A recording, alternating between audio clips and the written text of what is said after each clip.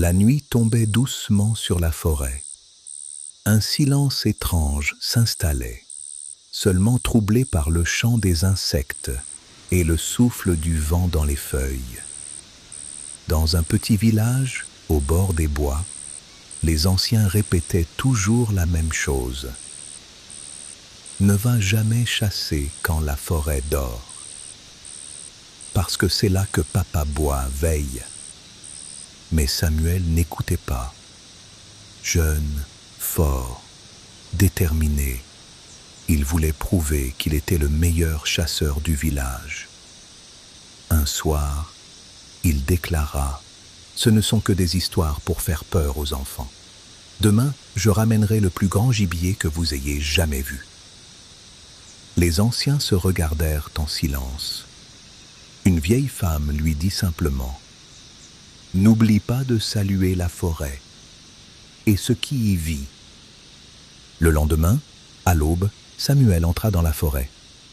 Au début, tout semblait normal. Des traces fraîches, des bruits d'animaux, la lumière du soleil à travers les arbres. Puis, quelque chose changea. Le vent s'arrêta, les oiseaux se turent, et un silence lourd tomba. C'est là qu'il le vit. Un cerf, magnifique, immobile, presque irréel. Samuel sourit. Parfait. Il leva son arme. Mais au moment de tirer, le cerf leva lentement la tête et le regarda droit dans les yeux. Puis il se mit à marcher, comme s'il l'invitait à le suivre. Samuel s'enfonça dans la forêt, toujours plus loin, toujours plus profondément.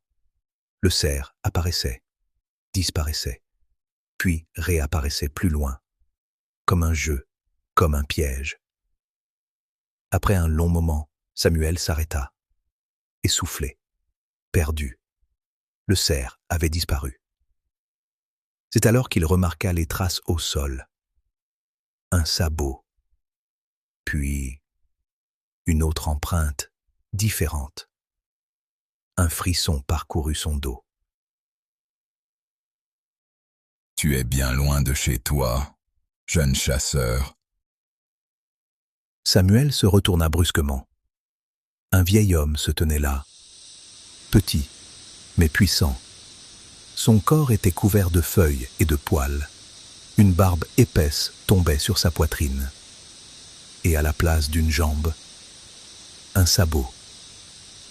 Samuel comprit immédiatement. Il se souvint des paroles de la vieille femme.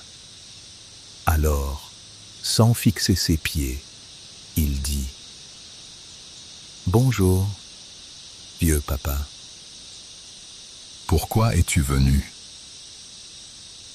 Pour manger ou pour prouver quelque chose? Pour prouver que je suis le meilleur. La forêt n'est pas un terrain de jeu. Chaque vie ici a un sens. Dans l'obscurité, des yeux apparurent. Des dizaines, silencieux, observant. Samuel sentit la peur monter. Tu prends sans comprendre. Puis, lentement, Papa Bois fit un pas. Et soudain, il changea. Un manicou, puis un cerf, puis une ombre, puis à nouveau lui-même. Je peux te laisser ici, perdu à jamais. Ou tu peux comprendre. Je comprends. Le vent s'arrêta. Les yeux disparurent. La forêt redevint silencieuse. Quand Samuel releva la tête, Papa Bois avait disparu. Samuel retrouva son chemin.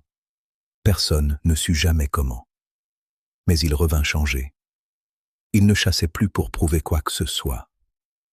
Et chaque fois qu'il entrait dans la forêt, il murmurait « Bonjour, vieux papa », car dans les Caraïbes, on dit encore « Ceux qui respectent la forêt ne sont jamais seuls, mais ceux qui la défient peuvent ne jamais revenir ».